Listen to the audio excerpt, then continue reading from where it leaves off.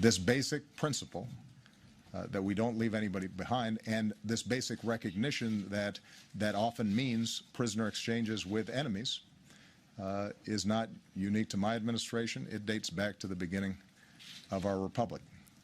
And with respect to how we announced it, I think it was important for people to understand that this is not some abstraction. This is not a political football. You have a couple of parents whose kid volunteered to fight in a distant land.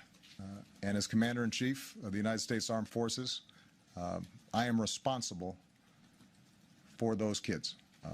I make absolutely no apologies for making sure that we get back a young man to his parents, and that the American people understand that this is somebody's child. President Barack Obama telling the American people that we don't leave people behind. And that is all part of the discussion here. I'm joined now by someone new to Midpoint. Let us welcome in Anna Mancuso. She is a political strategist and writer at politicalhype.com. It's a pleasure to have you here. Thank you for joining us. Having me, Ed. Because here we know, it's about time we get that younger thought about what's happening in the Republican Party right now. First of all, as someone who follows this all, and strictly your look at this when he says we don't leave anybody behind, this is the best deal that we could have done. I have no apology for this whatsoever. Your immediate reaction is? My immediate reaction is yes, we don't leave anybody behind. The way that it was handled was absolutely inappropriate. But why then was it handled this way? Don't you think that the Democrats, certainly in the Obama administration, are smart enough to know that they're going to get some kind of pushback on this? Well, you have to look at what was happening in the meantime. We saw that the VA scandal was written all across the papers. That was front page news. The Benghazi committee was being formed, and people were starting to look into that. And so the Obama administration wanted to pivot and wanted to turn this into, look, we're bringing somebody home. This is excellent. And that's not what happened. Well, okay, then let's back up a little bit here, because certainly as a strategist, you've seen this, you've worked with the politicians before, and again, this is a question that nobody really seems to want to answer to this point. They kind of dodge it a little bit. Don't you think that they were smart enough to know that this might not have been the best thing to do, and this would not have been accepted very well? Certainly politicians are supposed to be way ahead of that game, right? Absolutely, you would have hoped. But I think what happened with the Obama administration is they thought that they'd have the party backing. They did not anticipate that the Democrats were going to join the force with the Republican Party and say, this is inappropriate, we're not doing this. We can't believe you sidestepped Congress and the Constitution to just make up what you wanted to happen and just go along with it. How much of a shock is that to you when you see already Dianne Feinstein and others who seem to be putting some distance between themselves and the president over this issue? You know, I will say this. We've seen over the past couple years with Congress, they haven't been able to agree on anything. We've had one heck of a time trying to pass things, and now we finally got both sides of the aisle to agree on one thing, and that is the way that the president handled this situation. And you know what? This is just going to show you that the Democrats are going to have a very difficult time in 2014. All right, now I'm going to put you on the spot here as a strategist, because that's exactly what we look at, the strategy of going forward here. You are sitting in the White House right now. The president is sitting there. You have his own party starting to turn against him just a little bit. You have the media even starting, strangely enough, the media will actually turn against the president every now and then. You're the strategist. What's the first thing you tell the president to do? You have to come out and admit that you made a mistake. That is the first thing that has to happen, and unfortunately it's not going to in this case. The president has become drunk on power, and he is willing to do whatever he thinks and deems necessary. This is effectively Jimmy Carter Part 2. Is the president drunk on power, or is it he and everyone around him who simply I think everyone around him is just willing to do and say whatever he thinks is appropriate. The president's going to say, we're going to go do this, and they're not going to tell him no. And when there is a problem, somebody else is going to take the fall, and it will not be the president. You know, when the president was elected originally and then came back and was reelected, there was a tremendous groundswell of the youth vote. Absolutely. That was right after the president. Certainly, and I go back to this when he was initially elected. I've said this many times. The president and the Democrats used social media better than anybody else. They understood it. They accepted it. They got it. And still to this day, I'm looking at social media, and sometimes I wonder if the Republicans get it, because they still seem to be a long way behind. And that is what the younger generation, and I'm not just talking about teens, but 20s, 30s, 40s, use these days. Have the Republicans gotten it yet? You know, the Republicans have finally woken up. In 2012, we were handed an absolutely devastating loss. It was not only the Republicans that lost, but America lost in 2012, and it was because of the Democrats' ground game in the social media space.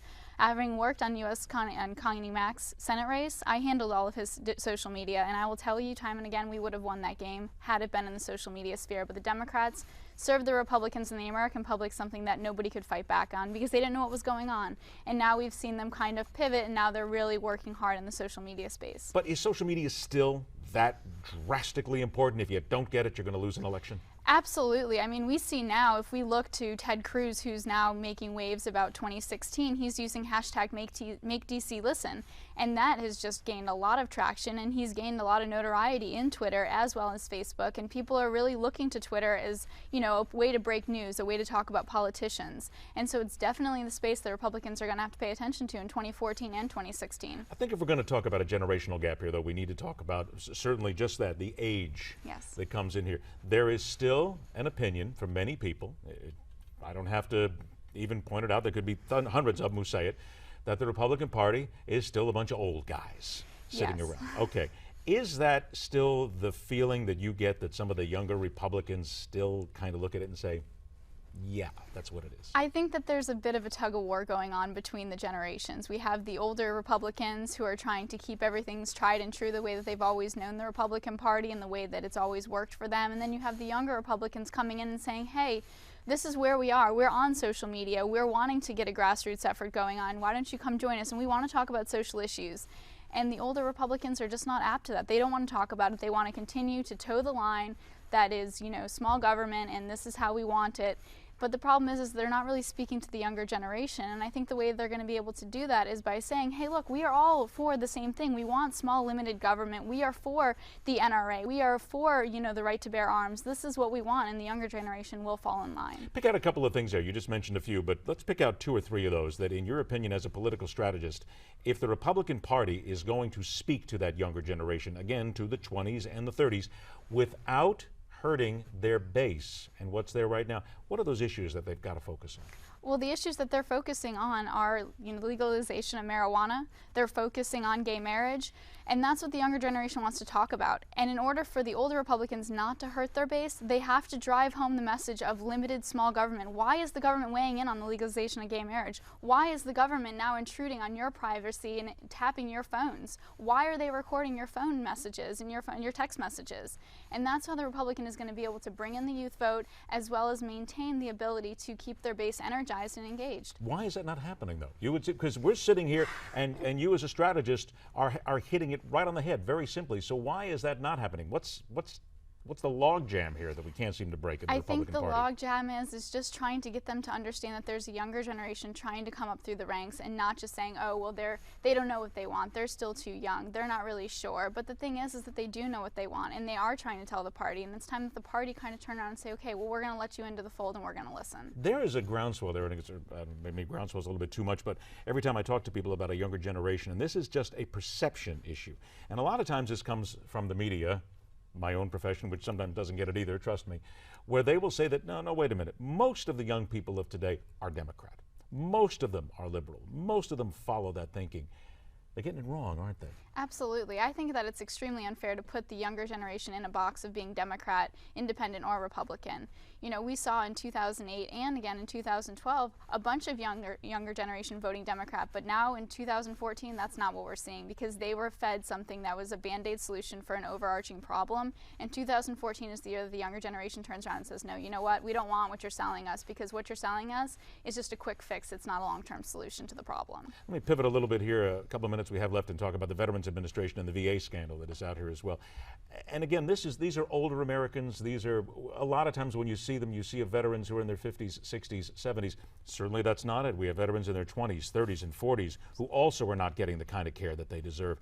How important is that to that younger Republican generation here? Are they paying attention, and are they really energized about trying to fix what's happening at the VA? Absolutely. The younger generation is really concerned about what's going on with their fellow veterans. I mean, to see veterans that are my age and younger, that is absolutely a tragedy. And to see them not getting the care is awful. And so you know what? The younger generation is definitely paying attention. They want something to be done, and they want it to be done now. Do you think that there is enough time? Boy, and here's a setup question if I ever heard one, but a lot of people will ask this.